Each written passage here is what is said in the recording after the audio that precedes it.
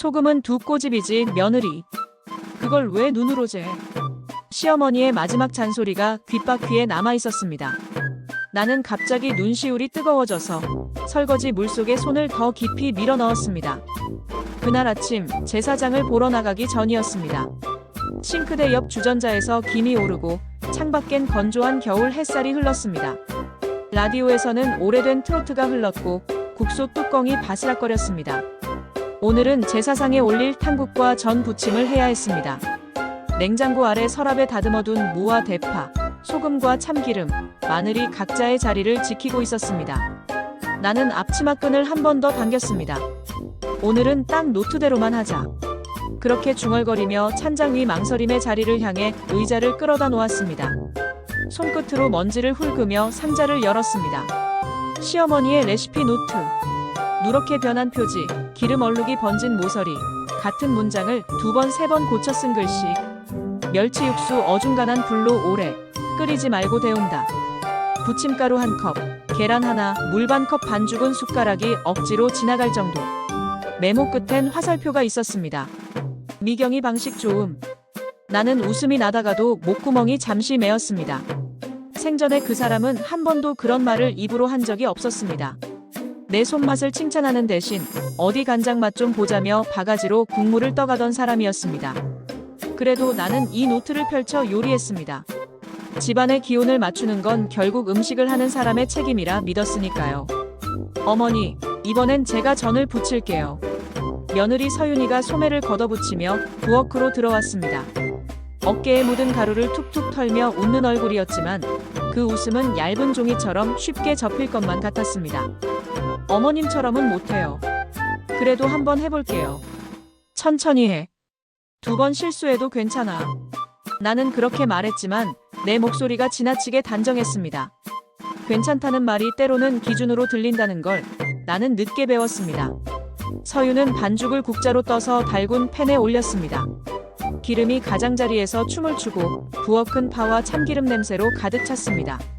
나는 젓가락 끝으로 가장자리를 살짝 들어 올렸습니다. 아직 창백했습니다. 조금만 더. 네. 말끝에 얇은 떨림. 내가 긴장시키고 있는 건 아닐까? 반죽을 섞는 소리와 라디오 사연 코너가 겹쳤습니다. 시어머니께 잘 보이고 싶은데 마음이 앞서요. 그 말을 듣자 나는 라디오를 껐습니다. 식탁 위에는 오늘 가져갈 반찬 용기가 가지런히 놓여 있었습니다. 메모지엔 탕국 무 얇게, 대파 2마디, 간은 마지막이라고 쓰여 있었습니다. 나는 노트를 펼친 채로 칼을 들었습니다. 칼등에 겨울 햇빛이 반사되어 한순간 눈이 멀었습니다. 어머니, 소금은 어느 정도요? 2꼬집. 나는 반사적으로 대답했습니다. 그 순간 오래된 한마디가 되살아났습니다. 소금은 2꼬집이지 며느리. 1꼬집 반으로 시작하고 마지막에 하나 더. 나는 말을 고쳐 붙였습니다. 네. 서유는 고개를 끄덕였고 나는 그녀의 손등에 묻은 반죽을 닦아주었습니다. 나는 저 손을 얼마나 이해했나. 창문 너머로 놀이터 미끄럼틀이 보였습니다. 얼어붙은 빨간 플라스틱에 겨울 햇빛이 매달려 있었습니다. 건조대의 타월이 바람에 반쯤 뒤집혀 흔들렸습니다. 나는 탕국의 거품을 걷어냈습니다. 흰 거품이 국자로 모아져 도마 옆 그릇으로 옮겨졌습니다. 그런 사소한 움직임이 마음을 가라앉혔습니다. 어머니, 이 정도면 뒤집어도 돼요? 가장자리가 까슬까슬한가 만져봐. 아직 촉촉해요. 그럼 조금 더. 우리는 그렇게 몇 번이고 간격을 맞추었습니다. 불 앞에서 몸이 기억하는 박자. 나는 문득 이 집에 처음 들어오던 날 생각이 났습니다. 시어머니는 내 손목을 잡고 기름의 온도를 손으로 느끼게 했습니다. 소리를 들어. 소리로 시간을 재. 전화가 울렸습니다. 신우이 선이었습니다. 올해 김장 우리 집에서 하자. 엄마 레시피대로. 괜히 바꾸지 말고. 레시피대로 하자는 말 누가 제일 잘할까? 나는 농담처럼 말했지만 선이는 웃지 않았습니다. 형님은 늘 자기 식대로 하잖아. 통화가 끊어진 뒤 서윤이 조심스레 물었습니다. 제가 뭘 바꾸고 있나요? 아니야. 나는 너무 빨리 대답했습니다.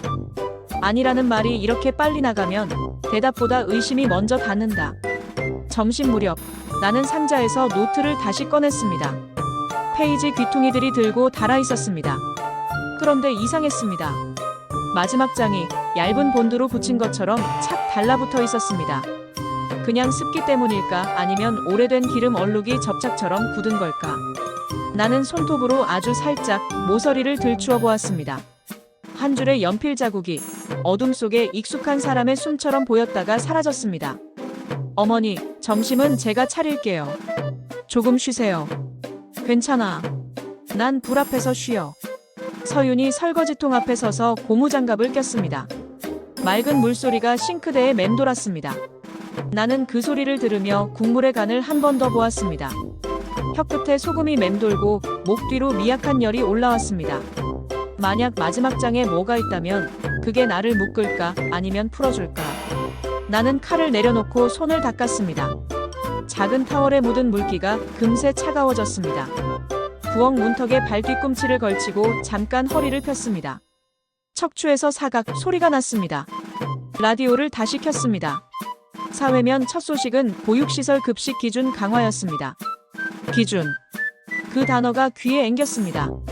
나는 노트를 덮을까요? 펼칠까요? 노트 위로 겨울 햇빛 한 줄이 누웠고 먼지 입자들이 그 위를 천천히 건너갔습니다. 어머니, 다 돼가요. 응. 나는 대답하며 노트 표지를 쓰다듬었습니다. 기름 얼룩의 굴곡이 손끝에 닿았습니다. 이건 칭찬일까, 미안함일까, 아니면 둘 다일까? 식탁에 반찬 용기를 차곡차곡 담으며 나는 속삭였습니다. 오늘은 노트대로만 하자. 그래도 마지막 장은 내일 열어도 늦지 않겠지. 나는 노트를 조심스럽게 닫아 서랍에 넣었습니다. 그런데 이상하게 서랍이 닫히는 소리가 유난히 크게 들렸습니다. 현관 앞에 장바구니를 내려놓고 신발을 꿰었습니다. 장갑을 끼려다 말고 다시 부엌으로 돌아왔습니다. 서랍을 반쯤 열어보았습니다. 마지막 장의 모서리가 아주 얇게 바람에 젖은 종이처럼 숨을 쉬고 있었습니다. 나는 그 숨을 보았습니다. 그리고 닫았습니다. 그때는 몰랐습니다. 그 얇은 숨이 우리 집안의 지난 30년을 한 장에 모아둔 목소리라는 것을. 내일 장을 보고 돌아오면 나는 아마 그 장을 펼치게 될 겁니다. 아침부터 김치폭이 집안을 적셨습니다. 절인 배추에서 흘러내린 물이 대야 가장자리로 고이고 갓 다진 마늘의 매운 향이 코끝을 찔렀습니다. 소금에 숨이 죽은 배추를 한 장 한 장 들어올릴 때마다 손끝에 사각하는 섬유질의 소리가 났습니다. 장갑 안쪽으로 미지근한 소금물이 스며들어 손등이 간질거렸습니다. 오늘은 실수 없이 노트대로만. 나는 작은 주문처럼 되뇌었습니다. 어머니, 양념은 이대로 맞죠? 새우젓은 조금만. 응, 젓은 비린내가 아니라 감칠맛을 남기는 거야. 조금만, 대신 젓갈에 소금이 있으니 소금은 덜. 네. 서윤은 고무장갑을 다시 축혀 올렸습니다. 팔뚝에 남은 소금물 자국이 하얗게 말라 있었습니다. 긴장할 때마다 그녀는 어깨를 올려 붙이는 버릇이 있었습니다. 나는 일부러 천천히 움직였습니다. 볼 위로 흘러내린 고춧가루 한 알까지 휴지로 톡톡 털어내며 속도를 낮췄습니다. 내 손이 느긋해야 저 아이의 심장도 덜 뛰겠지. 문이 열리며 찬바람과 함께 선희가 들어왔습니다. 털목도리를 벗으며 부엌을 한 바퀴 훑었습니다. 시어머니가 생전에 차지하던 감독 자리에서 딱 멈추는 걸 나는 오래 보아왔습니다. 형님, 젖은 어떤 걸로 썼어? 지난번에 어머니가 쓰시던 그 집. 소금기는 조금 줄였고. 줄였다고? 엄마 레시피엔 분명히. 선희의 눈썹이 살짝 올라갔습니다. 다은이가 뒤에서 장난감을 끌고 들어와 내 발목을 한번 툭 치고는 다시 거실로 달려나갔습니다. 그 짧은 방해가 아니었다면 내 말도 뾰족해졌을지 모릅니다. 입맛은 계절을 타. 배추가 여름이랑 겨울이 같겠니? 그래도 엄마 손맛을 왜 바꿔? 그게 우리 집 맛이잖아. 서윤의 손이 잠시 멈췄습니다. 장갑 낀 손가락이 공중에서 얼어붙듯 양념을 움켜쥔 채 움직이지 못했습니다. 나는 그녀의 손 위로 내 손을 살짝 얹었습니다. 괜찮아. 오늘은 배추가 단데 단맛이 더 살아야 해. 젖은 보조고. 말은 부드러웠지만 내 목소리는 너무 또렷했습니다. 또 기준을 만들었다. 서윤의 목덜미 근육이 미세하게 당겨지는 것이 보였습니다. 그녀는 고개를 끄덕였지만 눈동자는 팬의 온도를 재듯 동요했습니다. 형님이 정하면 다 그렇게 되는 거지. 난 엄마 레시피대로가 좋은데. 선희야. 남편이 거실 쪽에서 낮게 불렀습니다. 텔레비전을 끄는 소리, 슬리퍼 끄는 소리. 올해는 형수 말대로 한번 해보자.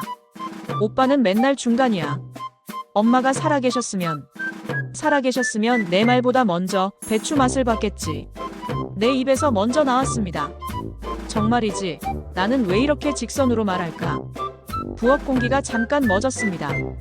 선희의 입술이 단단히 다물렸고 턱선이 굳었습니다. 서유는 서둘러 배추 속을 다시 집어 올렸습니다. 장갑 끝이 덜덜 떨렸습니다. 어머니, 제가 속을 바를게요. 형님은 배추 물기 더 짜올까요? 응. 서윤아, 속은 욕심내지 말고 얇게 발라야 배추가 숨을 쉬어. 네, 얇게. 숨을 쉬어. 그 말을 내가 내뱉고도 가슴 어딘가가 철렁했습니다. 숨을 쉬지 못했던 건 누구였을까요? 시절의 부엌에서 시어머니가 던진 말 사이에서 내가 몇 번이나 숨을 삼켰는지 정확한 횟수는 기억나지 않습니다. 내 마음도 모르고 나는 누구의 마음도 몰랐지. 우리가 한 켜 쌓아 올린 김치독은 부엌 한가운데 붉은 탑처럼 서 있었습니다. 속을 바르며 나는 자꾸만 찬장 위 상자를 떠올렸습니다. 레시피 노트. 어제 마지막 장의 모서리가 아주 조금 들려 있었습니다. 본드처럼 달라붙어 있던 자리가 김치 양념 한 방울을 머금은 듯 반짝였지요. 엄마 레시피엔 멸치 액젓을 더 넣으라 그랬어. 선희가 다시 말했습니다. 그건 작년 배추였고 나는 조심히 응수했습니다. 올해는 배추가 달아. 형님이 엄마보다 더 잘 알아?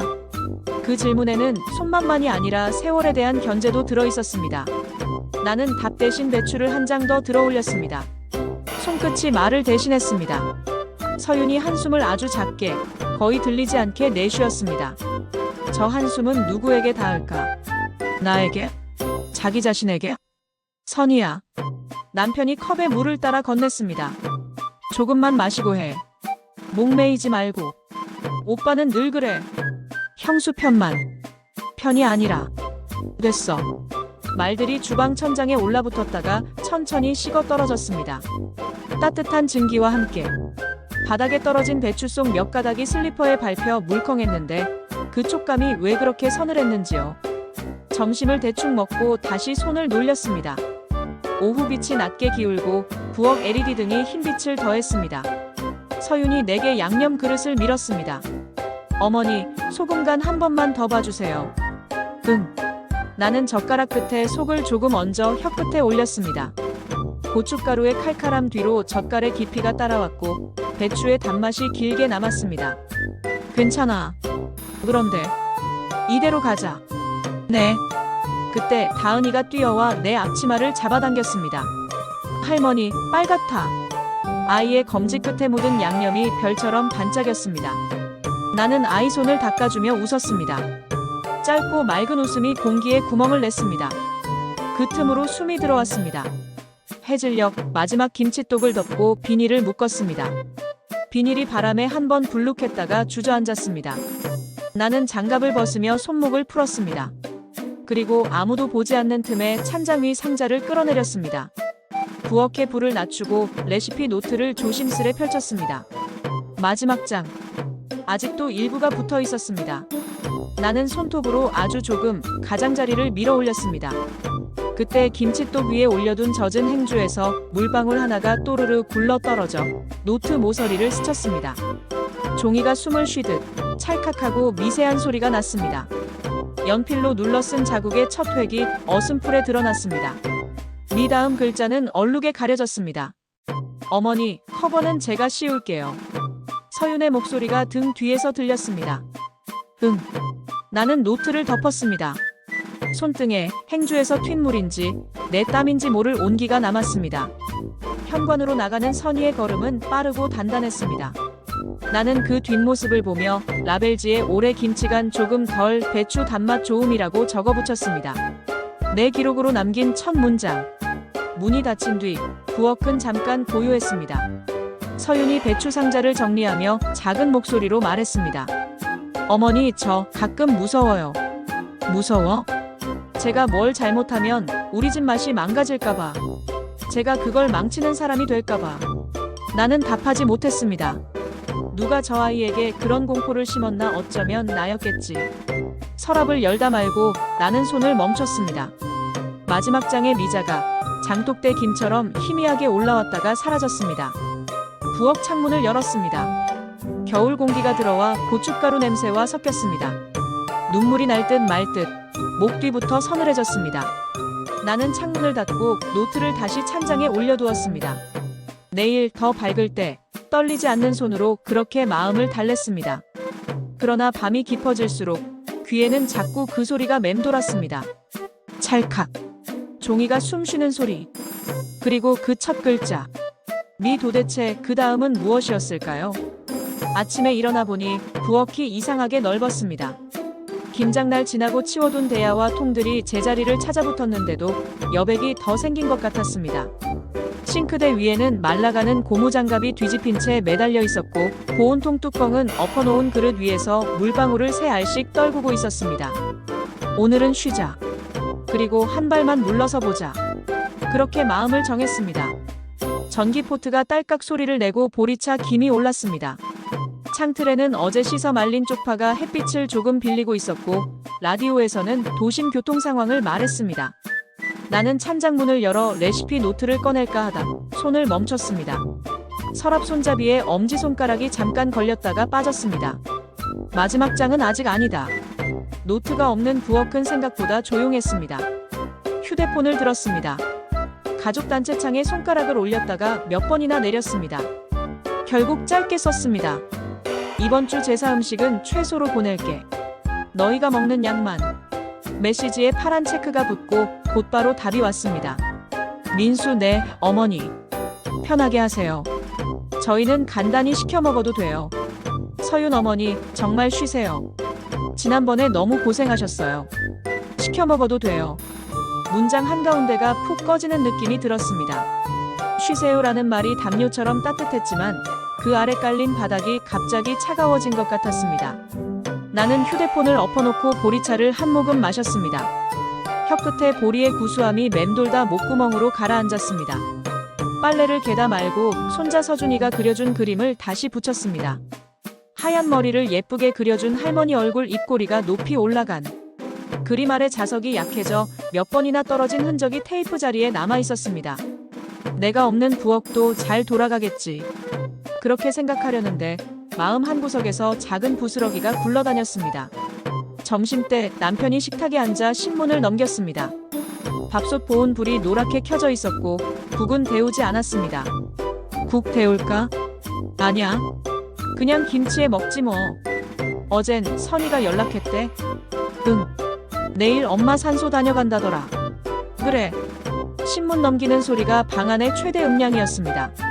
나는 밥그릇에 밥을 반만 담고 김치를 올렸습니다. 씹는 소리가 생각보다 커서 수저가 그릇에 닿는 소리를 일부러 줄였습니다. 남편은 한 숟가락 떠넣고 내 얼굴을 힐끔 보았습니다. 아무 말도 하지 않았습니다. 침묵은 종종 내 편 같은 얼굴을 하고선 나를 빼놓는다. 식사 후 나는 장바구니를 들고 집을 나섰습니다. 동네 마트에서 무 하나를 들어보았다가 다시 내려놓았습니다. 손에 남은 흙냄새가 괜히 오래 붙들더군요. 점원 아가씨가 필요하시면 무가 좋아요. 오늘 아침에 들어왔어요 라고 웃었는데 나는 집에 아직 있어요 라고 말했습니다. 집에 아직 있었던가? 손을 닦으며 머릿속을 뒤적이는 사이 라디오에서 흘러나오던 광고 멜로디가 매장에서 또 흘러나왔습니다. 같은 곡이 겹쳐 들릴 때 마음이 잠깐 흔들렸습니다. 문구점 앞에서 걸음을 멈췄습니다. 유리문 안쪽에 얇은 줄 공책들이 가지런했습니다. 나는 문을 열고 들어가 네모칸 공책 하나를 집었습니다. 흰 첫 장에 손가락을 얹었습니다. 내 기록을 여기부터 해볼까?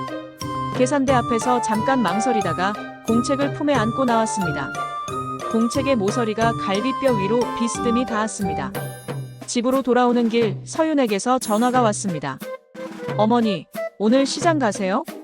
응. 그냥 바람 좀 쐬고 왔어. 저 지난번 김장 때 제가 좀. 괜찮아. 잘했어. 아니에요. 어머니가 옆에 계셔서 그나마 그렇게 한 거예요. 다음엔 내 방식대로 해. 난 뒤에서 볼게. 뒤에서요? 서윤의 목소리가 아주 조그만 틈을 냈습니다. 바람이 그 틈으로 스며드는 소리가 들리는 듯 했습니다. 저 사실은 어머니가 앞에서 하는 게 마음이 제일 편해요. 편한 건 편한 거고 내 손도 커져야지. 네. 전화가 끝난 뒤 내 귀에는 편해요와 커져야지가 동시에 남았습니다. 서로 다른 온도의 말들이 서로를 조금씩 식히는 소리를 냈습니다. 나는 공책을 가방에서 꺼내 식탁 위에 올렸습니다. 그리고 펜을 잡았다가 놓았습니다. 첫 줄에 뭐라고 써야 좋을지 알 수 없었습니다. 어젯밤 마지막 장의 첫 획이 떠올랐습니다. 미경아일까, 미안하다일까, 미소일까. 종이 위에 펜쪽을 올렸지만 잉크는 떨어지지 않았습니다. 오후가 기울고 커튼에 겨울빛이 얇게 내려앉았습니다. 나는 냉장고 위쪽 칸을 열어 보온통을 꺼냈습니다. 비어있는 스테인리스 통 바닥에 내 얼굴이 작게 비쳤습니다. 빈통도 통이지. 담을 게 생길 때까지 기다리는 그릇. 씻어서 행주 위에 엎어두었습니다. 물방울이 선처럼 이어져 카운터를 따라 흘렀습니다. 해질녘 남편이 텔레비전 뉴스를 틀었습니다. 앵커의 목소리가 저녁 공기와 섞였습니다. 여보, 오늘은 뭐 안 해? 응. 오늘은 그냥 쉬자. 그래. 내가 쉬면 집이 조용하네. 시끄러웠어? 아니. 그냥 달라. 그 말은 칭찬도 원망도 아니었습니다. 나는 고개만 끄덕였습니다. 달라진 집에 앉아있는 사람. 그게 오늘의 나구나. 밤이 찾아와 창에 내 얼굴이 비쳤습니다. 공책 첫 장을 다시 펼쳤습니다. 펜을 들고 아주 천천히 한 글자를 썼습니다. 오늘에 간 소금 한 꼬집 반. 적고 나니 손끝에서 미세한 떨림이 빠져나가는 것 같았습니다. 오늘의 마음 반걸음 뒤. 그 두 줄을 쓰고 펜을 덮었습니다. 공책을 접어 찬장 옆에 세워두었습니다. 레시피 노트와는 다른 가벼운 등뼈를 가진 공책이었습니다. 문득 초인종이 울렸습니다. 시계는 8시를 조금 넘었습니다. 카메라 화면에 뜬 얼굴은 반쯤 익숙하고 반쯤 낯설었습니다. 남편이 먼저 소리를 냈습니다. 고모. 예상치 못한 동반자. 나는 현관으로 걸어가면서 서랍 안 레시피 노트의 무게를 한 번 더 떠올렸습니다. 오늘은 열지 않았지만 내일은 모르겠습니다. 현관문 도어락이 삑 하고 풀렸습니다. 그리고 집안에 오랫동안 멈춰있던 한 문장이 천천히 움직이기 시작했습니다. 현관문이 열리자마자 마른 나프탈렌 냄새가 먼저 밀려왔다. 겨울 외투에서 오래 묵힌 냄새였다. 고모는 검정 구두 뒤축으로 바닥을 2번 톡톡 치며 잠깐 숨을 고르고 들어섰다. 그 2번의 소리는 이 집의 시간을 기계처럼 맞추는 의식 같았다. 나는 슬리퍼를 내밀었다. 찻주전자 밑에서 불이 낮게 소리를 냈고 보리차 김이 오르는 동안 거실 공기가 아주 천천히 풀렸다. 오랜만이네, 미경아. 예, 고모. 따뜻한 거 드릴게요. 찻잔이 가볍게 맞부딪히며 금속성의 얇은 울림을 남겼다. TV는 음소거로 화면만 바뀌고 있었고 거실 온도는 바닥에서부터 미지근하게 올라왔다. 고모는 얇은 스카프를 등받이에 걸었다. 앉을 준비, 말을 고르는 손놀림. 나는 컵받침을 반쯤 밀어놓으며 고모 얼굴을 보았다. 김 사이로 표정의 각이 조금 부드러워졌다. 너 시어머니 작은 글씨 잘 못 보지? 나는 눈을 들었다. 왜요? 노트 말이다. 그 사람 여백에다 썼어. 사람 많은 데선 잘 못하던 말. 그래서 글로. 여백이라는 단어가 귀 안쪽에 느리게 박혔다. 서랍 안노트의 모서리, 찬장 위 상자, 손잡이의 금속 감촉이 동시에 떠올랐다. 보리차 표면에 선 기포 둘이 나란히 터졌다. 고모는 컵을 소리 없이 놓으며 말했다. 내 얘기 많이. 안도 같기도 두려움 같기도 한 기색이 목젖까지 올랐다 내려갔다. 나는 부엌 쪽을 슬쩍 보았다. 바로 저 서랍. 손이 닿을 듯 닿지 않는 거리. 고모는 말끝을 낮췄다. 칭찬이 서툴렀지.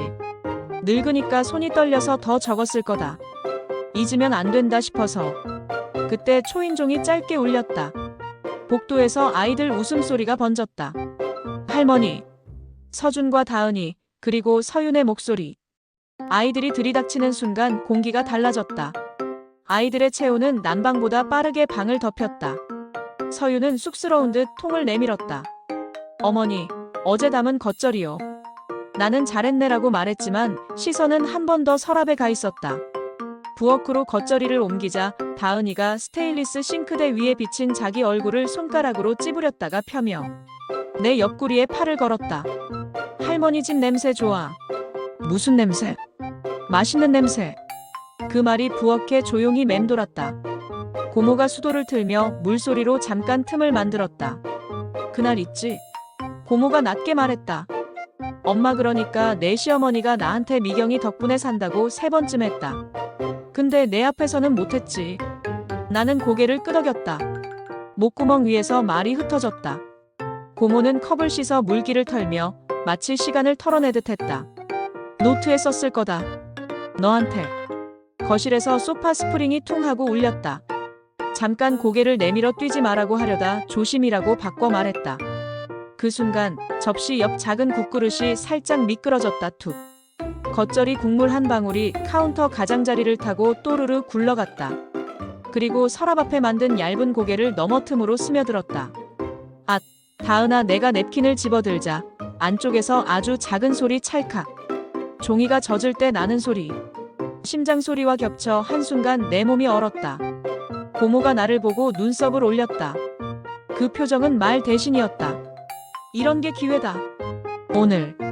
나는 서랍 손잡이에 손을 올렸다가 떼었다. 손끝에 닿은 금속의 차가움이 팔목을 타고 올라왔다. 지금 사람들 앞에서 서윤이 내 표정을 살피며 물었다. 어머니, 괜찮으세요? 응, 괜찮아. 나는 행주로 카운터를 훑었다. 지금 펼치면 울 것 같았다. 고모는 말없이 내 옆에 섰다. 말없이 서 있는 사람이 더 말을 많이 하는 밤이었다.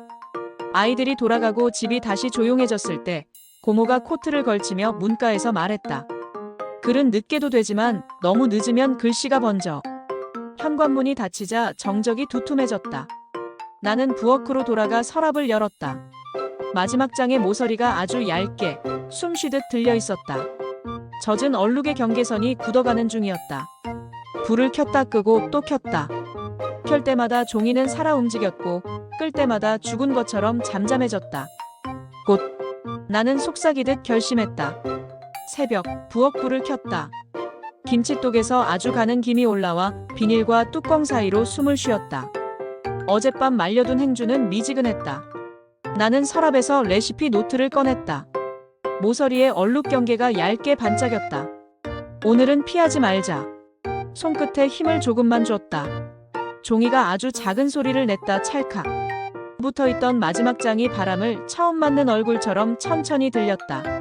물에 불었다 말라 울퉁불퉁해진 연필 자국마다 손에 떨림이 엎드려 있었다.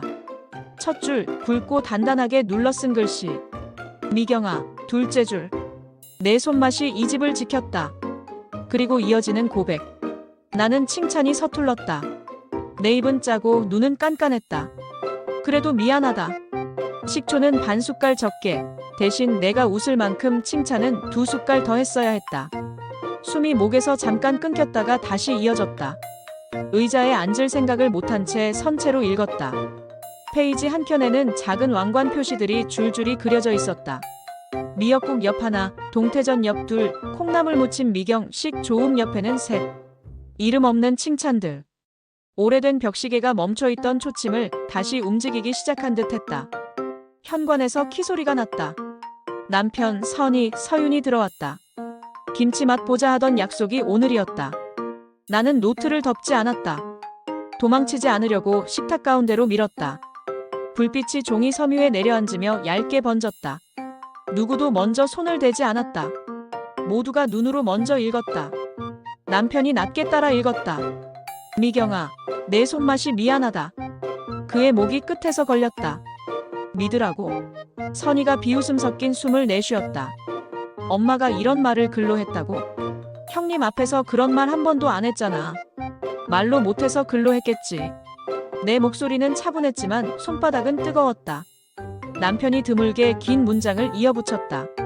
아버지 제삿날 전날 밤 엄마가 방에서 혼자 쓰는 거 봤어. 미역국 덜 짤 뻔했다고 좋다고. 그의 말에 오래 닫혀있던 방문 하나가 속으로 싹 열리는 소리가 났다. 그렇다 쳐도 이 왕관은 뭐야? 선이가 표시를 톡 건드렸다. 서윤이 어렵게 웃었다. 귀엽네요. 엄마가 저런 분이야? 선희의 말끝은 의심과 서운함 사이에 걸려 있었다. 나는 컵받침을 가지런히 맞추며 숨을 고르고 서랍에서 새 공책을 꺼냈다. 네모칸 첫 줄에 적었다. 올해 김치 기록 배추 단맛 좋음, 젖 덜, 서윤손 얇고 고르게. 이제부터는 내 입으로, 내 손으로 기록할 거야. 그동안 이름이 없던 자리에 오늘부터는 다 같이 이름을 쓸 거야. 남편이 짧게 고개를 끄덕였다. 내가 증인할게. 선희의 입술이 굳었다. 좋아. 엄마 글씨 사람들한테 보여주자. 다 같이 보자. 식탁 위에 김이 잠깐 사라졌다가 다시 올라왔다. 보리차에서, 탕국에서, 말에서. 나는 노트를 덮지 않은 채 가장자리를 손끝으로 눌렀다. 내 이름이 적히지 않았던 시간들을 지금 내 손으로 바꿔보자는 생각이 몸 안에서 천천히 자리 잡았다. 저녁바람이 매운 무냄새와 섞여 선희 집 현관까지 밀려왔다.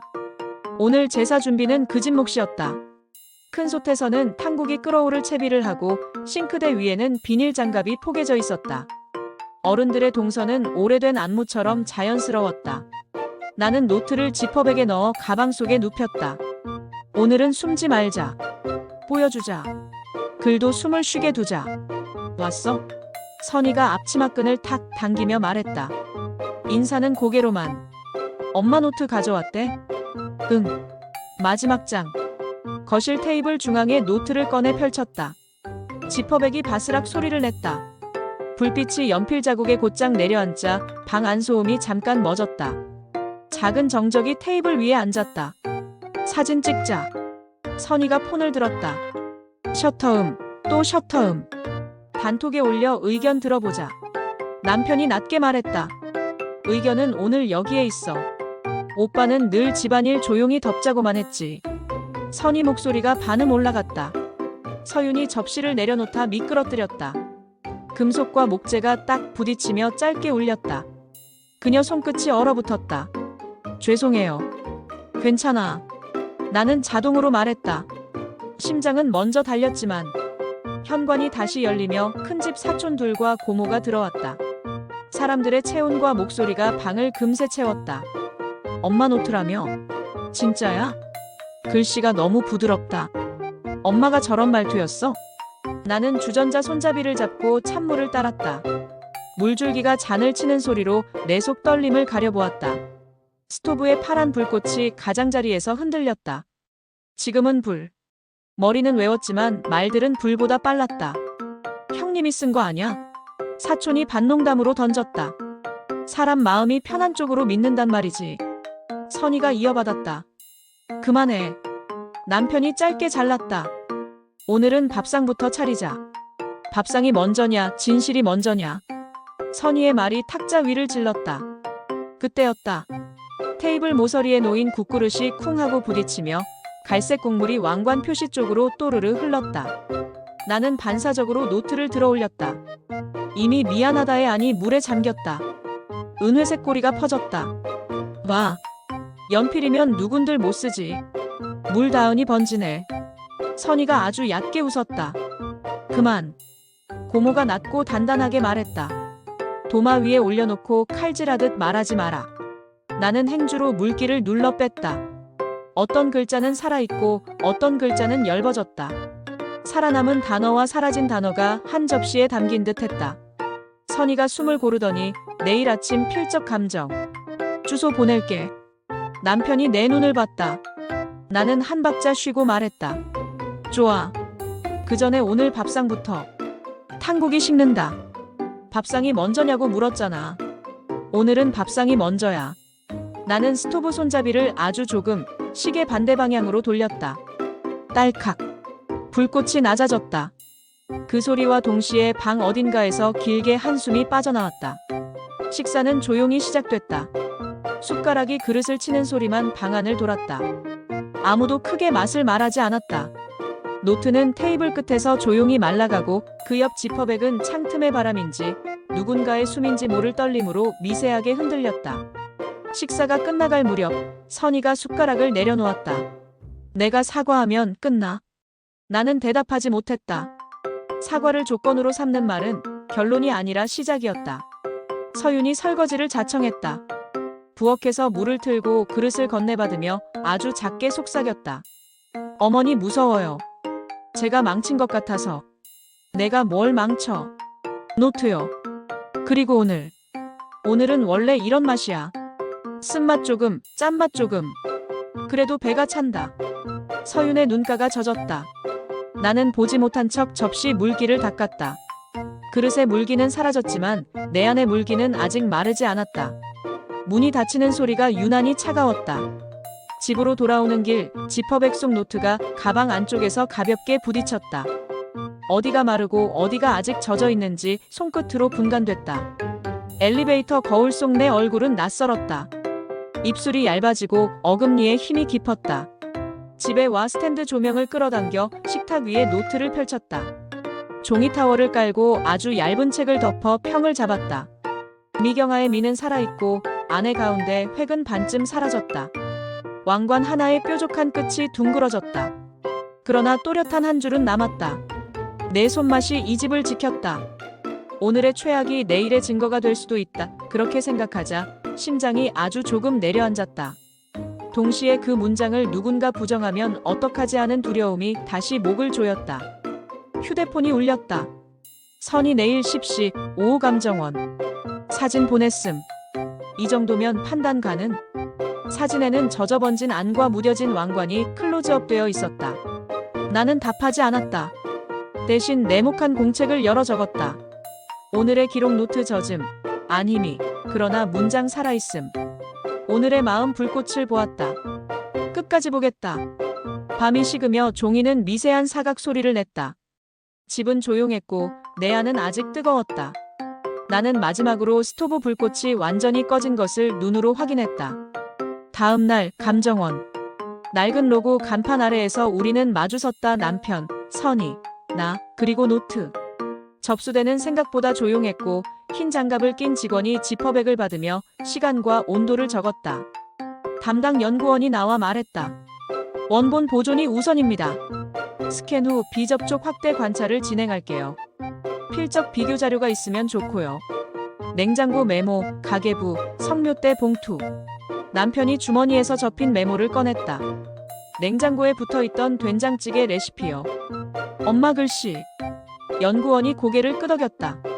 필압, 회계 시작과 마감, 곡선부 떨림, 자간행간 습관을 봅니다. 물이 번진 구간은 형태 유지와 매체 이동 영역을 나눠 해석하고요. 연필도 가능합니다. 유리창 너머로 노트가 평평한 베드 위에 눕혀졌다. 차가운 빛 아래 종이 결이 드러났다. 왕관 표시 옆에서 연구원이 레이저 포인터를 멈추며 말했다. 이 표시, 특정 메뉴에서만 반복됐는지 시기별로 확인해요. 습관성이면 필적과 같이 특징이 됩니다.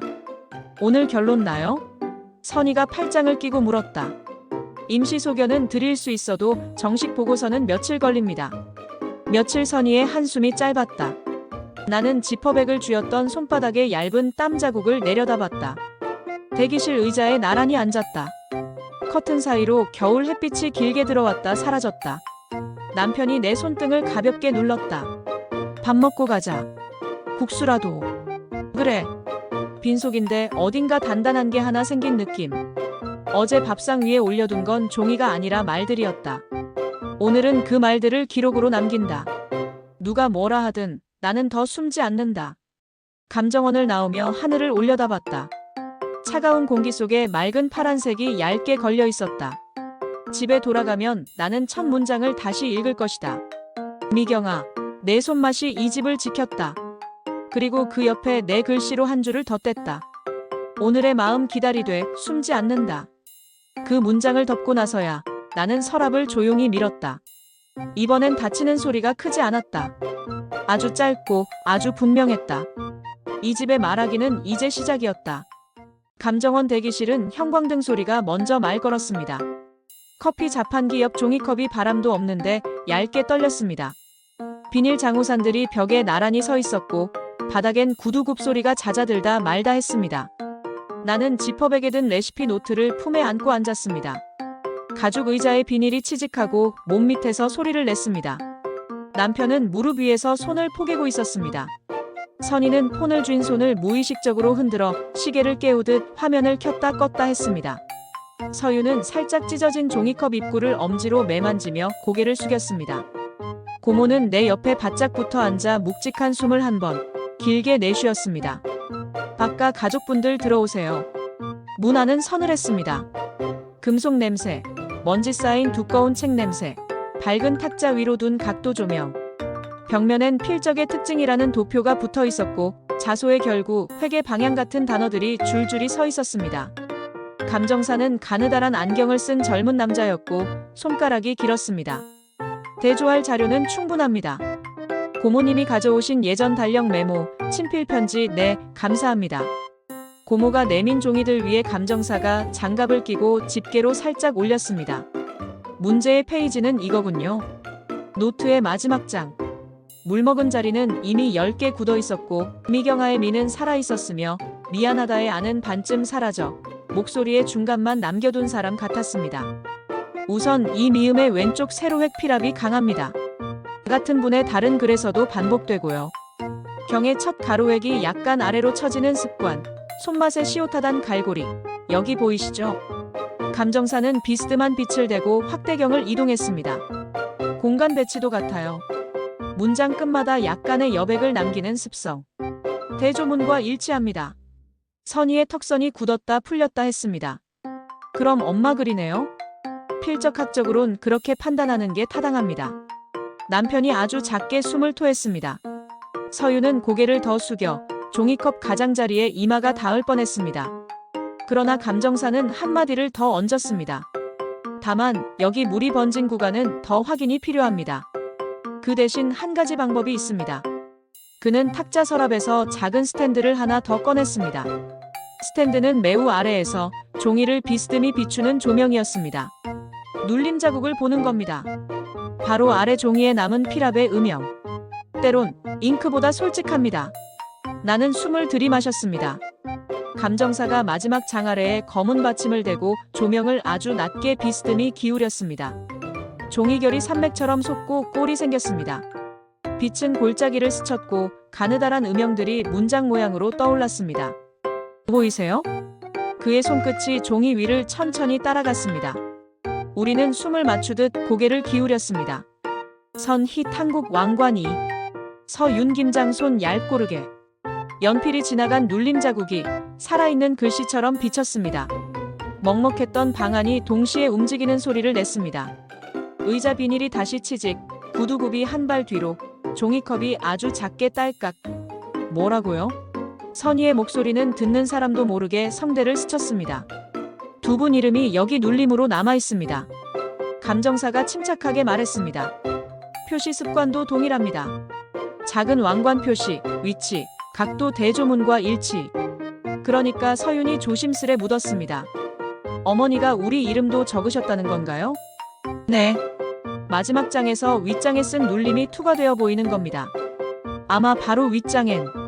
감정사가 말을 멈췄습니다. 간단한 사실이 방 안의 공기를 바꿔치기 했습니다. 그 사람은 우리 모두를 썼다.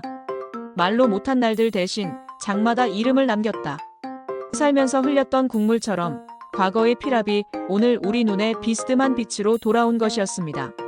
선희가 의자에서 반쯤 일어섰다가 다시 앉았습니다. 눈썹이 높이 올라갔다 내려오지 못하고 하늘 어딘가에 걸려 있었습니다. 입술은 바짝 말랐습니다. 나는 그녀의 손등의 핏줄이 미세하게 떨리는 것을 보았습니다. 그리고 마침내 그녀는 입을 열었습니다. 엄마는. 그녀는 첫 음절에서 이미 목이 잠겼습니다. 엄마는 내 앞에서는 한 번도. 선희야. 남편이 아주 낮게 불렀습니다. 나도 몰랐어. 선희는 고개를 내저었습니다. 그래서 미경이 형님이 다 가져간 줄 알았어. 칭찬이든 자리든. 그녀의 말들이 내 귀로 들어와 오래된 나무 서랍처럼 삐걱하고 열렸습니다. 분노 대신 서운함, 의심 대신 버려진 자리의 추위가 그 안에 앉아 있었습니다. 나는 자리에서 일어났습니다. 손이 떨리지 않도록 손끝에 아주 약하게 힘을 줬습니다. 감정사는 빛을 조금 더 낮췄고 눌림의 곡선이 더 또렷해졌습니다. 선희 탕국 왕관이. 지난 제사 때 나는 말을 시작했습니다. 내 목소리가 낯설지 않았습니다. 탕국, 내 손이 했지. 깊었어. 내가 내 손이랑 다르게 하는 법, 내국에서 조금 배웠다. 선희는 고개를 들어 나를 보았습니다. 그 눈빛은 칼날이 아니라 물이었습니다. 흐르다 멈추다 결국 흘러내릴 수밖에 없는 물. 어느 쪽으로? 손등이 떨리는 그녀를 보다가 나는 문득 레시피 노트를 도로 내 쪽으로 가져왔습니다. 그리고 어제 산 네모칸 공책을 꺼냈습니다. 감정사가 놀라지 않도록 천천히 뚜껑을 열고 펜을 잡았습니다. 비스듬한 빛이 아직 종이를 비추고 있는 자리에서 나는 한 줄을 썼습니다. 탕국 선희 손 깊음. 김장 서윤 손 얇고 고르게. 그리고 한 줄을 더. 이 집 우리 손맛으로 지킴. 서윤이 그 자리에서 울음을 삼켰습니다. 왜 나일래시즈? 선희는 입술로 아니야를 형성했다가 소리 없이 지웠습니다. 남편이 조용히 눈을 감았다 떴습니다. 고모가 감정사를 향해 아주 작은 미소를 보여주었습니다. 형님. 선희가 아주 조용히 불렀습니다. 미안해. 나도. 내가 말했습니다. 아직 다 끝난 건 아니야. 다만 오늘은 내가 틀렸어. 감정사는 조용히 장갑을 벗었습니다. 필적 결론서는 서류로 발급해드리겠습니다. 의뢰인께선 오늘 기록하신 것도 잘 보관하세요. 가족의 내력이 됩니다. 밖으로 나왔을 때 겨울 해가 건물 벽면에 얇게 붙어 있었습니다. 바람이 차가웠지만 내 손등의 떨림은 줄어 있었습니다. 횡단보도 앞에 섰을 때 신호등이 빨간색에서 깜빡이며 초록으로 바뀌었습니다. 그 시간 동안 우리는 아무 말도 하지 않았습니다. 그러나 각자의 온도가 조금씩 달라지고 있음을 알고 있었습니다. 집으로 돌아와 부엌 불을 켰습니다. 노트를 조심히 펼쳐 스탠드 밑에 두었습니다. 비스듬한 빛 아래 눌림 자국은 여전히 보였습니다. 선희의 이름도 서윤의 이름도 내 이름도 각자의 획으로. 나는 새 공책에 아까 쓴 줄 아래에 한 줄을 더 붙였습니다. 오늘의 마음 이제야라는 늦은 칭찬도 살아있는 칭찬이다. 휴대폰이 울렸습니다. 선희 형님, 내일 탕국 다시 끓일게. 내 방식 말고 형님 방식 반 숟갈만 섞어서. 나는 웃었습니다. 식초 반 숟갈. 칭찬 2숟갈. 그 사람의 문장을 이제 내가 내 손으로 섞을 차례였습니다. 저녁을 차리려 스토브 앞에 섰을 때 불꽃이 낮게 누워있다가 내 손목의 각도에 따라 또렷해졌습니다. 파란 불끝 위로 냄비를 올리고 국간장을 한 방울, 2방울. 오늘의 국물은 짠맛보다 단맛이 먼저 올라왔습니다. 설거지통에 놓인 수세미가 물을 머금었다 뱉었습니다. 나는 창문으로 흘러드는 저녁빛을 잠깐 바라보았습니다. 이제야 인정받는구나 하는 안도, 너무 늦었나 하는 아쉬움, 이 나이에 새로 시작해야 하나 하는 몸살 같은 떨림이 한꺼번에 올라왔다가 서서히 가라앉았습니다. 식탁에 그릇을 내려놓고 나는 그 옆에 네모칸 공책을 펼친 채 두었습니다. 누가 와도 오늘의 기록을 보게. 누가 묻지 않아도 오늘의 마음을 읽게. 그리고 드디어 서랍 속 마지막 장의 문장이 내 입에서 살았다. 여보, 밥 먹자. 그래. 오늘은 우리 손맛으로 지킨 집이야. 숟가락이 그릇에 닿는 소리가 칼날 같지 않았습니다. 포근하고 둥근 소리였습니다. 숨을 쉬는 집의 소리. 나는 국을 한 숟가락 떠서 입에 넣었습니다. 뜨거움이 혀를 지나 목으로 내려갈 때 오늘의 절정이 비로소 진짜 끝에 닿았습니다. 봄이 문턱까지 와서 멈춘 아침이었습니다. 창문 유리에는 아직 겨울이 남아있었고 바닥은 온돌열이 천천히 올라오는 중이었습니다. 나는 부엌 스탠드를 켜고 레시피 노트의 마지막 장을 투명 파일에 끼웠습니다. 비스듬한 빛이 종이결을 쓸어내리자 젖었다 말랐던 얼룩의 경계가 얇게 반짝였습니다. 내 손맛이 이 집을 지켰다. 그 문장은 오늘도 숨을 쉬고 있었습니다. 싱크대 위에는 새로 산 네모칸 공책이 펼쳐져 있었습니다. 첫 장엔 며칠 전 적어둔 줄들이 얌전히 줄을 서 있었고 그 아래로 빈 칸들이 반짝이는 타일처럼 깨끗했습니다. 나는 연필을 깎았습니다. 얇은 나무 껍질이 나선으로 말려 바닥에 떨어졌습니다. 손끝에 가느다란 떨림이 나무에 남아 연필심에 아주 짧은 진동을 만들었습니다. 초인종이 울렸습니다. 서윤이 먼저 들어왔고 그 뒤로 아이들, 조금 늦게 선희, 맨 마지막에 남편. 오늘은 약속한 손칼국수 날이었습니다. 밀가루 반죽에 손자 손녀의 웃음이 묻는 날. 어머니, 오늘은 제가 밀가루 비율 잡아볼게요. 그래. 물은 조금씩 반 숟갈 덜. 반 숟갈. 서윤이 따라 말하며 웃었습니다. 아이들이 달려와 내 허리에 팔을 걸었습니다. 다은이는 내 앞치마 주머니를 뒤적여 작은 왕관 스티커를 꺼냈습니다. 지난번에 사두고 잊었던 것. 할머니, 오늘은 내가 왕관 붙일래. 어디에? 맛있는 사람 옆에. 서윤은 밀가루에 물을 조금씩 흘려 넣었고 나는 손목으로 반죽을 접었다 폈습니다. 반죽의 표면이 매끈해질수록 마음도 약간씩 편해졌습니다. 선희는 칼국수 육수를 보며 국간장을 조심스레 떨어뜨렸습니다. 한 방울, 두 방울. 그녀의 손목엔 얇은 실팔찌가 하나 감겨 있었습니다. 오래 쓴 건지 매듭이 둥글게 달아 있었습니다. 불은 내가 볼게. 남편이 말했습니다. 그래. 나는 가스 불꽃을 한 번 더 확인했습니다. 오늘의 불은 파랗게 낮게 내 손등의 기온을 닮아 있었습니다. 반죽을 밀대로 밀다가 내가 먼저 공책을 테이블로 가져왔습니다. 빈칸 앞에 연필을 놓자 서윤이 눈치를 보며 의자를 당겼습니다. 어머니 오늘도 쓰실 거예요? 응. 오늘부터는 다 같이 쓸 거야. 나는 공책을 가운데로 돌려놓았습니다. 손맛은 한 사람 몫이 아니니까.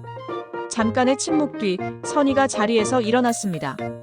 초인종이 울릴 때처럼 갑작스러운 움직임이었지만 발소리는 조용했습니다. 그녀는 벽 쪽으로 걸어가 레시피 노트가 든 투명 파일을 스탠드 곁으로 살짝 옮겼습니다. 노트가 빛을 더 많이 받게. 그리고 돌아와 연필을 들었습니다. 탕국 선희, 무 한 줌 얇게, 오래 끓이지 말 것. 글씨가 끝날 때 그녀의 손끝이 아주 조금 떨렸습니다. 연필이 종이에서 떨어지는 소리가 그 떨림을 데려와 내 귀에 얹었습니다. 서윤도 연필을 잡았습니다. 칼국수 서윤, 반죽 숨쉬게 20분, 면은 얇고 고르게. 그녀는 마지막 점을 굳이 크게 찍지 않았습니다. 대신 입꼬리가 아주 작게 올라갔습니다. 나는 한 줄을 덧붙였습니다. 오늘 식초 반 숟갈, 칭찬 두 숟갈. 말하지 않은 말들이 부엌 공기에서 아주 천천히 내려앉았습니다. 말하지 않아도 알아들은 표정들이 다시 떠올랐다 가라앉았습니다. 선희가 냄비 뚜껑을 반만 열고 김이 빠져나갈 길을 만들어 두었습니다. 서윤은 아이들에게 앞치마끈을 묶어주고 아이들은 밀가루 위에 작은 왕관, 스티커를 붙여 맛있는 사람을 정했습니다. 내 앞치마에도 하나가 붙었습니다. 나는 그 스티커를 떼지 않았습니다. 면 넣자. 남편이 국자로 국물을 한 번 휘저었습니다. 조금씩 내가 말했습니다. 반 숟갈씩. 서윤이 웃었습니다. 그래, 반 숟갈씩. 면이 끓는 동안 선희가 거실로 나갔다가 작은 액자를 들고 왔습니다. 빈 액자였습니다. 형님. 응. 그 마지막 장, 복사한 거라도 여기 끼울까? 그녀의 목소리는 크게 떨리지 않았지만 평소보다 느렸습니다. 나는 고개를 끄덕였습니다. 투명 파일에서 조심히 복사본을 꺼내고 액자 뒷판을 열었습니다. 종이를 넣어 고정핀을 눌렀습니다. 딱. 작고 확실한 소리. 액자를 벽 선반에 기대어 세우자 내 손맛이 이 집을 지켰다가 거실에서 부엌으로, 부엌에서 다시 거실로 빛을 탄 듯 흐르기 시작했습니다. 식탁에 그릇을 놓았습니다. 칼국수 위로 송송 썬파가 떠 있고 참기름 한 방울이 표면에서 동그란 빛을 만들었습니다. 모두가 자리에 앉기 전 나는 공책을 한 번 더 가운데로 밀어두었습니다. 먹고 한 줄씩 더 쓰자. 뭐를요? 아이가 물었습니다. 맛있었던 사람한테 오늘의 왕관. 숟가락이 그릇에 닿는 소리가 둥글게 퍼졌습니다. 모두가 첫 젓가락을 들어 면을 한 번 들었다 놨습니다. 국물이 혀를 지나 목을 타고 내려갈 때 나는 아주 오래, 아주 느리게 숨을 내쉬었습니다. 뜨겁다. 살아있다. 밥상에서 큰 소리는 나지 않았습니다. 대신 작은 소리들이 많았습니다. 면을 후루룩 들이키는 소리, 아이가 웃다가 숨 넘어가는 소리, 선희가 물컵을 내려놓는 소리, 남편이 젓가락 끝으로 그릇 가장자리를 한 번 톡 치는 소리. 그런 소리들이 이 집의 성대를 만들어 오늘의 말을 대신했습니다. 식사가 끝나갈 때쯤 선희가 공책에 다시 한 줄을 적었습니다. 형님, 오늘 국물, 깊음. 내가 배움. 마침표는 작았습니다. 그러나 분명했습니다. 서윤도 연필을 들었습니다. 할머니 오늘 마음, 따뜻함. 나도 담고 싶음. 그녀의 글씨 끝에 아주 작은 왕관이 하나 그려졌습니다. 아이들은 서로의 접시에 스티커 왕관을 옮겨 붙이며 의견을 바꾸고 또 바꿨습니다. 오늘의 왕은 계속 바뀌었습니다. 그게 더 우리답다고 생각했습니다. 설거지를 하면서 나는 스토브 불을 껐다 켰다 한 번 더 확인했습니다. 불꽃이 켜질 때 내 얼굴에 미세한 열이 닿았습니다. 꺼질 때 아주 작은 어둠이 싱크대에 앉았다가 금세 일어섰습니다. 여전히 나는 불을 본다. 어제의 두려움이 사라졌다는 뜻이 아니라 오늘은 두려움과 같이 살아본다는 뜻으로 거실로 나가 액자 앞에 섰습니다. 문장 아래 복사본에는 희미한 눌림 자국이 여전히 비스듬히 남아 있었습니다. 선이 탕국 왕관이 서윤 김장 손 얇고 고르게 살아있는 사람들의 이름이 죽은 이의 글씨를 통과해 오늘의 빛을 얻고 있었습니다. 나는 그 앞에 섰다가 아주 작은 소리로 인사했습니다. 이제야 고맙습니다. 내가 누구에게 말하는지 정확히 알면서도 말하지 않았습니다. 너무 늦었나 하는 생각과 이 나이에 새로 시작해야 하나 하는 떨림이 동시에 올라왔다가 오늘의 국물처럼 천천히 가라앉았습니다. 늦은 칭찬도 살아있는 칭찬이고 늦은 시작도 시작이었습니다. 밤이 되어 모두 돌아간 뒤 집은 다시 조용했습니다. 나는 부엌등을 끄고 스탠드만 켰습니다. 네모칸 공책 마지막 줄 아래 아주 작은 글씨로 한 줄을 덧붙였습니다. 내일의 기록 반 숟갈의 빛, 두 숟갈의 칭찬. 창밖에서 바람이 스쳤습니다. 커튼이 아주 살짝 들렸다 내려앉았습니다. 나는 창문을 닫고 다시 한번 스토브의 불이 완전히 꺼진 것을 눈으로 확인했습니다. 오늘의 불은 내 마음과 함께 잦아들어 온기만 남겼습니다. 여보. 남편이 방에서 불렀습니다. 응. 가. 오늘은 우리 손맛으로 지킨 집이야. 나는 작은 소리로 같은 말을 한 번 더 반복했습니다. 문을 닫기 전 액자 속 문장이 어둠 속에서도 알아볼 만큼 선명했습니다. 나는 불을 끄고 조용히 방으로 들어갔습니다. 오늘은 충분히 잘할 수 있을 것 같았습니다. 내일은 반 숟갈 더 잘할 수 있을 것 같았습니다.